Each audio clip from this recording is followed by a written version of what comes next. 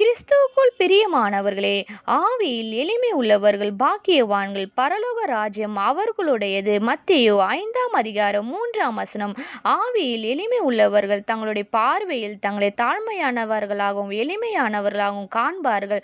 தங்களை பற்றி சிந்தித்து பார்க்கும்போது தங்களை உயர்த்தாமல் தங்களை தாழ்த்துவார்கள். தங்களுடைய கிரியைகளையும் எண்ணங்களையும் உயர்த்தாமல் தாழ்த்துவார்கள். தங்களுடைய பார்வையில் தங்களை சிறு பிள்ளையாகவே நினைப்பார்கள். ஆம் பிரியமானவர்களை, வேதத்தில் பவுல் சொல்லுகிறார், தாழ்ந்திருக்கும் எனக்கு தெரியும், வாழ்ந்திருக்கும் எனக்கு தெரியும், எவ்விடத்திலும் எல்லாவற்றிலும் திருப்தியாக இருக்கவும் பட்டினியாய் இருக்கவும் பரிபூர்ணம் அடையவும் குறைவுபடவும் பவுல் ஆயத்தமாய் இருந்தது போல நாமும் ஆயத்தமாய் இருக்க வேண்டும். எந்த நிலைமையில் மனரம்யமாய் இருக்கும்போது நாம் பாக்கியவான்களாய் இருப்போம். இந்த சத்தத்தை கேட்டுக்கொண்டிருக்கிற சகோதர சகோதரிகளை, இயேசு உங்களை பார்த்து சொல்கிறார், தன்னை தாழ்த்துகிறவன் எவனோ அவன் பரலோக ராஜ்யத்தில் பெரியவனாய் இருப்பான். தேங்க்யூ. God bless you.